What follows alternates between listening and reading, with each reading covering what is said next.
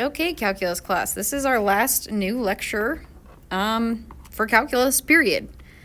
And after this, we will simply start studying for the AP test. I say simply, but we will hardcore study for the AP test.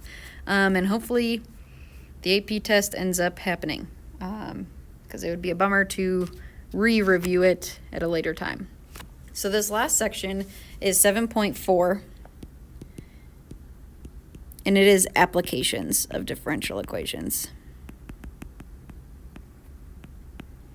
And now you guys are in the cool kids club of getting to say DiffEQ.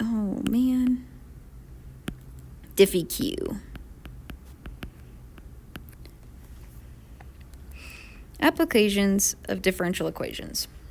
So in Unit 3, I think, is when we started talking about velocity as a derivative of position, and that acceleration is the derivative of velocity.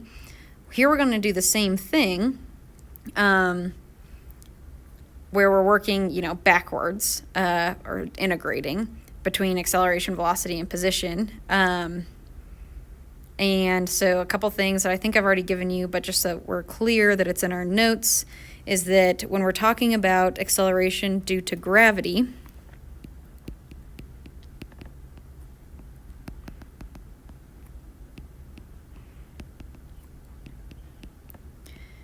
we have the English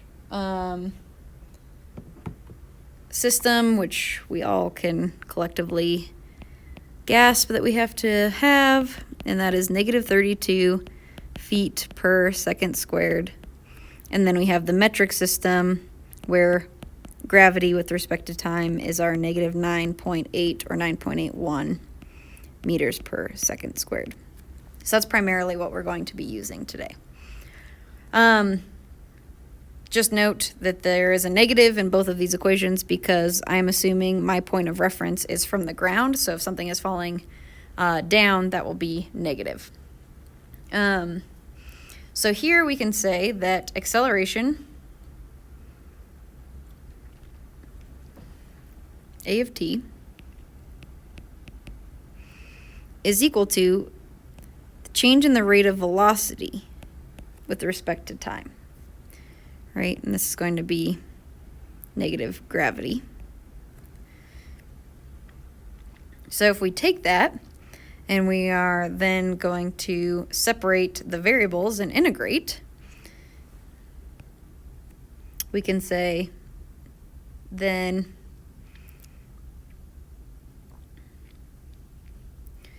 that A of t dt is equal to dv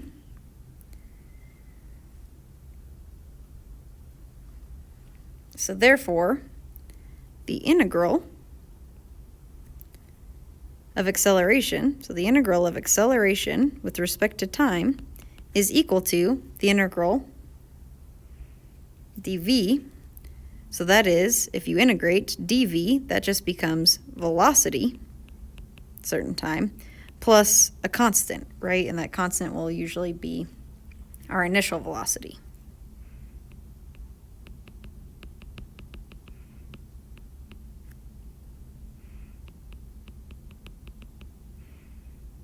Which we're going to say is v naught.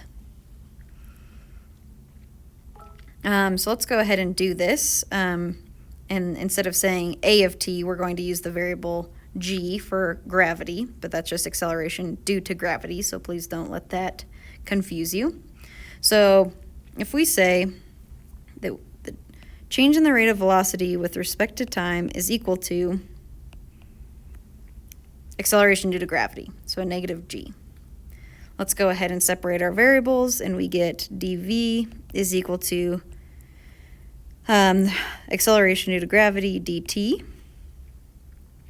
We're going to go ahead and integrate both sides, and we get that velocity with respect to time is going to be equal to negative g times t plus c1,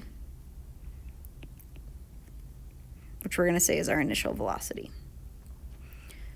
So our overall equation for velocity with any respect to any given time is v of t is equal to the rate of gravity, or the force of gravity, I guess, times the time that it's falling, plus v naught, our initial velocity. We can do this exact same thing, but thinking about it as far as position, right? So if we know the exact same thing going backwards, quote unquote, or integrating, if we know that velocity, so v of t, is essentially the rate of change of position with respect to time, and we know that as we just found above, is a negative gt plus a v naught, then we can say, okay, separate our variables here. So we have going to multiply both sides by dt, so we get that ds is equal to a negative g times t plus v naught, and then dt. And if we integrate both sides here, we get that our position with respect to time is equal to a negative gt squared over 2 plus our v naught times t plus now a new constant. Let's call it c2. c2 is going to be our initial position, which we'll call S naught. Initial position in this case, because we're assuming this is gravity, is going to be height. Let's just make a note of that, because if we're assuming these are gravity problems, it is important to realize that this is a height, not some horizontal distance. So that means that we essentially now have a nice, lovely velocity equation up here, and we have a position equation where we have the position at any given time is equal to negative 1/2 times gravity times the time squared plus the initial velocity times time plus the initial position. And I know that y'all already knew this, probably from physics, and also from when we worked with position, velocity, and acceleration in our integration units. But now we're doing it from a differential equations perspective. So these are important equations.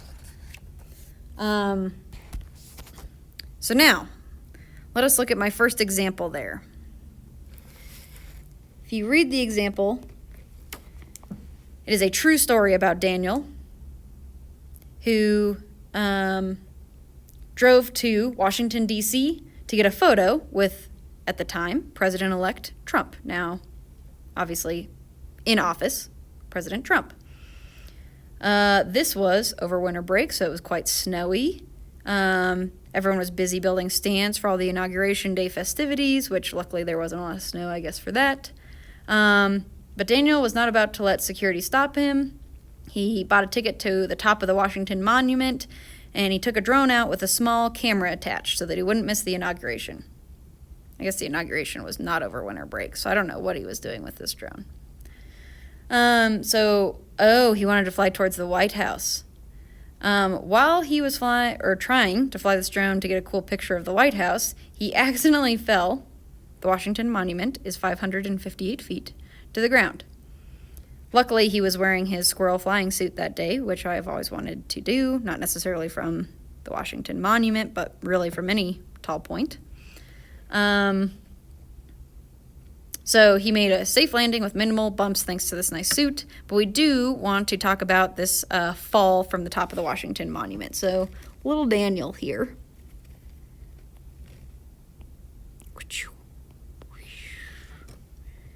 He is standing on the Washington Monument, the very tippy top, we'll say.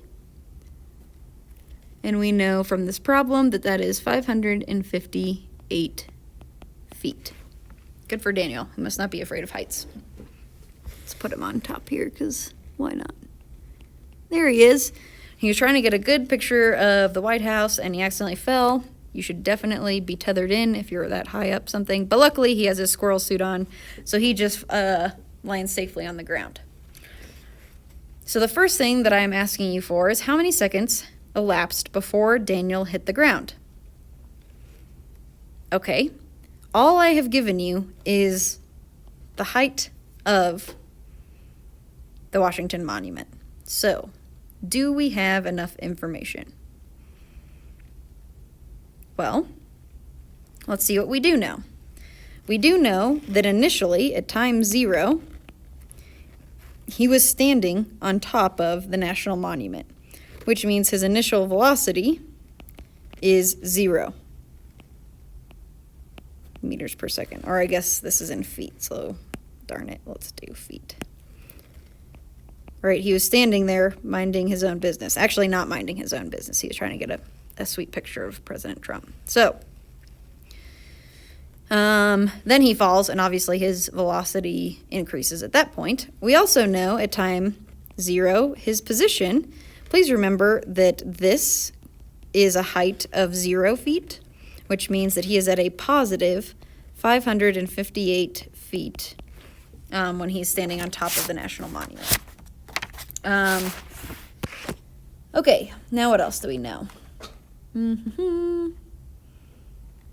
What am I trying to ask? Oh, how many seconds elapsed? Okay, so if we know our equations, we can say that we know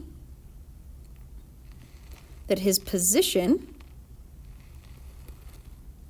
S of t, is equal to a negative 1/2 gt squared plus v sub naught times t plus s sub naught. Right, and we know that his initial velocity is 0. We know what gravity is. We're trying to solve for time. We know that s of t is equal to 0 because that's where he is on the ground. Because ground. And we know that s sub naught is equal to 558. So we have 0 is equal to a negative 1/2, and we know that g is 32 feet per second squared. So times t squared plus 558. And all we have to do is solve for t. So I'm going to subtract 558 from both sides, and I get negative 558 is equal to a negative 16t squared. So I'm going to grab my calculator. Where does that thing go? And divide negative 558 by 16. Ugh. I get 34.875 is equal to t squared. And I'm going to take the square root of this. Please remember there's no such thing as negative time, at least so far. So I'm going to only take the positive square root. And I get approximately 5.91 seconds till he safely hits the ground in his squirrel suit. Good job, Daniel. With what velocity in feet per second did Daniel hit the ground? Now, we're going to come up with an answer here that's going to actually prove that Daniel did not survive this fall, but let's, for the sake of poor little Daniel here, assume that he was able to withstand the impact of this velocity. So if we know that it took him this many seconds from part 1 to fall, we can do our velocity equation. So v of t is equal to, let's make sure that we have the right equation, negative g of t plus v sub naught, or g times t plus v sub naught. Again, this is 0. We know what the time is, so let's plug that in, and we get v of our 5.91 is equal to a negative 32, and this is feet per second, times seconds, so we'll end up with feet, 5.91, and we get, I'm going to multiply this by times negative 32. Ouch. I get that his velocity when he hit the ground is a negative 188.98 feet per second. Daniel is a very tough fella in a squirrel suit. Last but not least, just because this is something that you should practice, is just a quick unit analysis.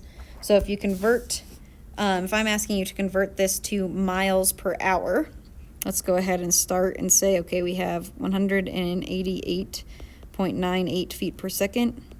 This could also be helpful because to me, feet per second doesn't really tell me how fast was he going, but a miles per hour will definitely give me a better sense because as I'm driving in my car, I can better understand miles per hour. So you know there are 5,280 feet per mile. Good for us for living at a mile high and never forgetting that conversion. And then we have that there are 3,600 seconds per hour. So looking at my unit analysis, my seconds cancel out, my feet cancel out, and I am now in miles per hour. So I'm going to plug this into my calculator. So the negative 188.98 times 3600 divided by 5,280. Oh my goodness. That is a negative 128.85 miles per hour. And that would be a rough fall that I would not wish upon anyone. So don't ever try to go to the top of Washington Memorial and jump off in a squirrel suit because clearly that does not work. Okay, question 4, continuing with Dan. When he hit the ground, he rebounded straight back up into the air with a velocity of 80 feet per second because of his nice winged suit. How high did Daniel fly into the air on the rebound?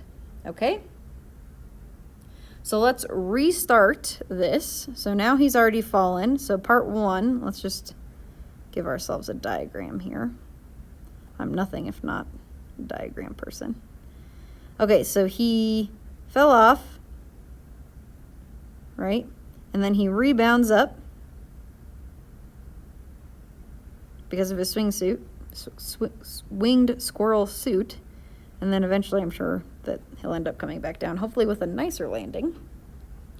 Okay, so if we already did part 1 of him falling, let's restart and say that time 0 is now when he had hit the ground.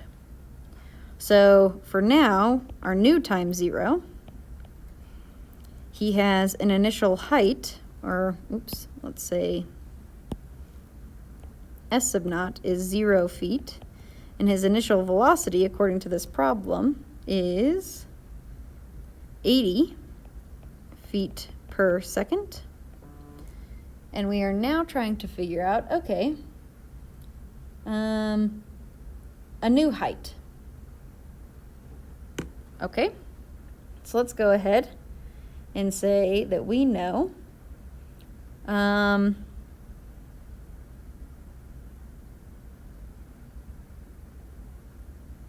let's figure out what his velocity is.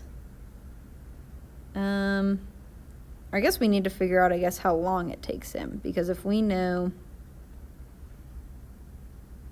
if we're looking at our position equation, we know V sub naught and we know S sub naught, but we don't know S sub t, and we don't know time. So that we can figure out time, we know that his initial velocity is 80 feet per second, but we also know that at his max point right here, when he hits his new maximum height on the rebound, his velocity momentarily, v of t, is going to be 0 feet per second, right? Because that's when he is slowed down and is now going to be on that parabola coming back down. So if we know that v of t is equal to, let's look at our equation, a negative g times t plus v sub naught. So a negative g t plus v sub naught. And we can plug in what we know. So we know 0 is equal to a negative 32t plus 80.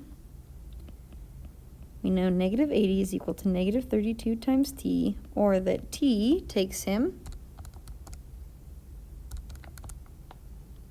2.5 seconds to get back to the top of that parabola. And now that we know that, we can figure out, okay, what's his position, right? So we know that position equation is S of t equals negative 1/2 gt squared plus v sub naught times t plus s sub naught. So if we plug in what we know, we get that s of 2.5 is equal to a negative 1/2 times 32 times 2.5 squared plus 80 times 2.5 and then plus 0. Plugging this all in, we get that s of 2.5 is equal to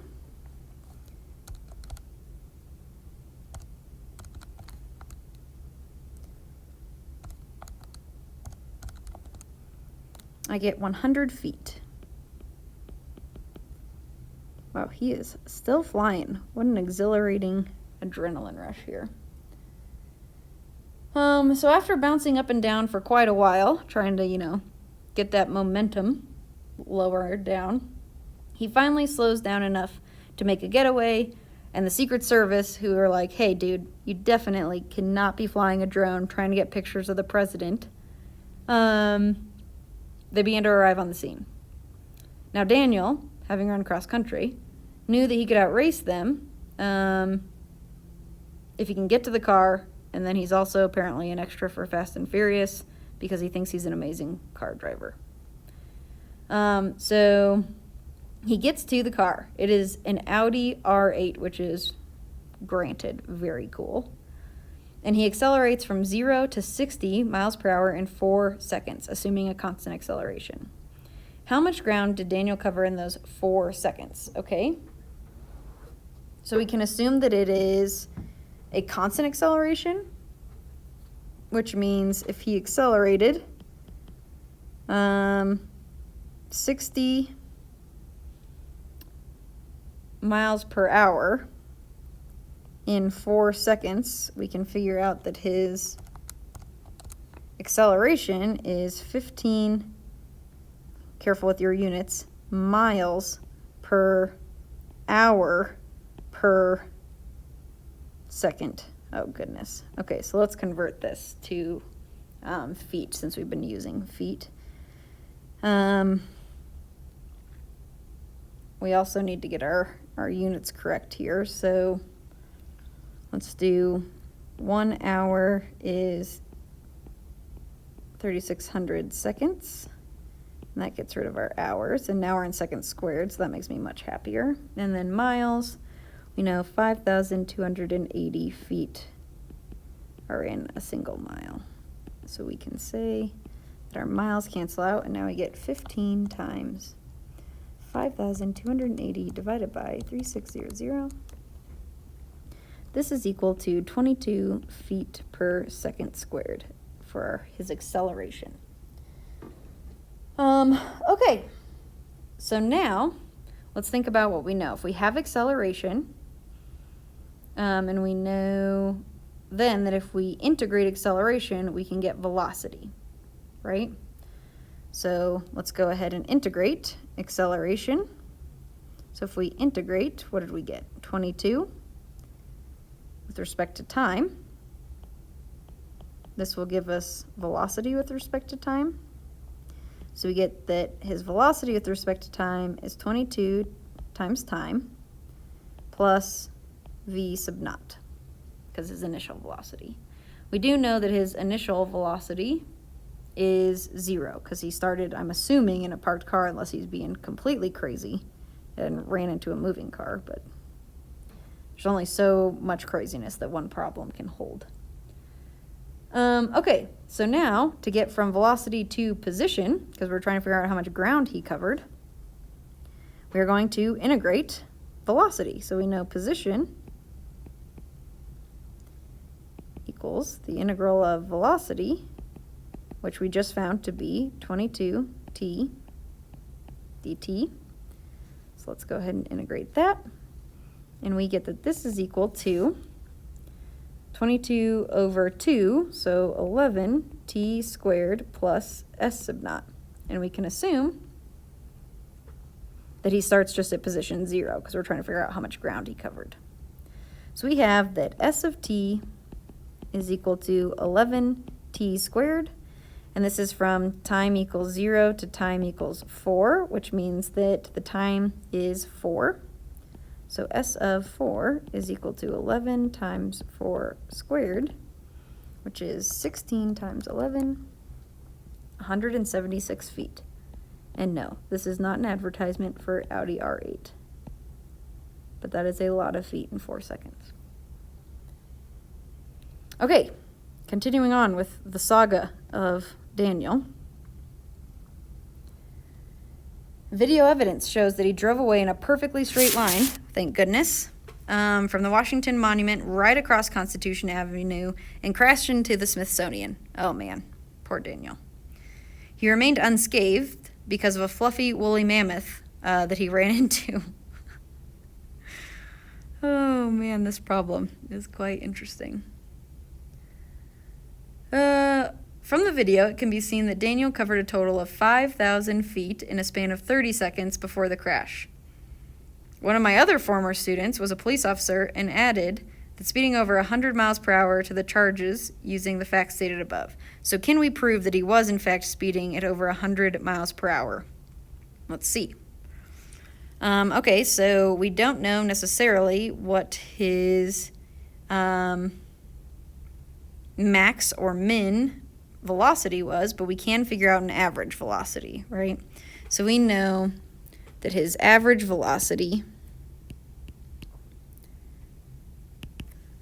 will be equal to, okay, he went how far? 5,000 feet. And he did that in 30 seconds. Well, already I can tell he speeded because 5,280 feet is a mile. And if he covered a mile in 30 seconds, that's definitely over 100 miles per hour. But for the sake of this problem, let's go ahead and finish it. Okay, 5,280 feet in a mile. And then we have 3,600 seconds in an hour. Okay, 5,000 times 3,600 divided by 5,280.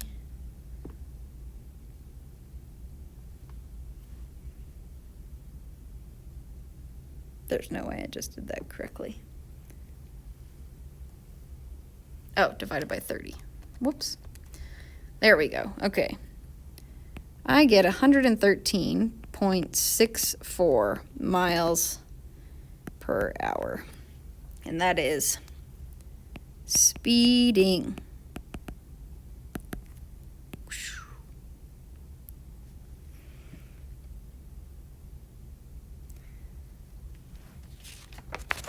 That is it for that section and for the class of calculus.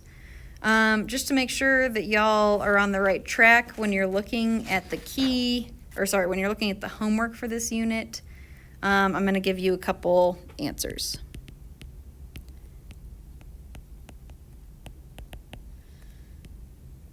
What you should be seeing. So please note that I'm asking for both an equation for these as well as an actual answer, so make sure to box both when you're sending them over.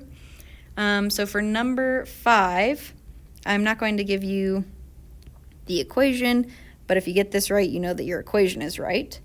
The answer that you should get for position is 17/6.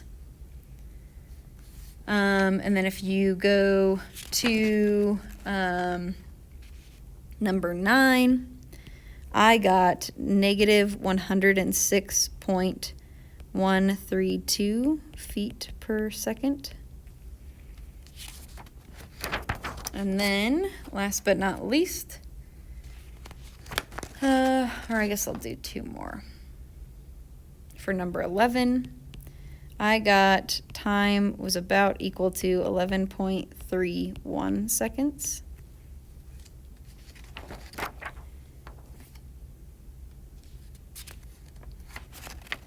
And number 13, I got that you should drop the blue ball about 0.919 seconds after the red ball if you want them to hit together.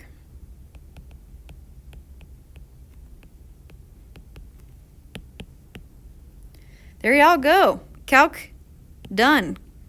Not only calculus is done, plus an intro to Calc 2, plus an intro to differential equations, done. I'm really proud of you guys. We will start reviewing for the AP test after we take this test.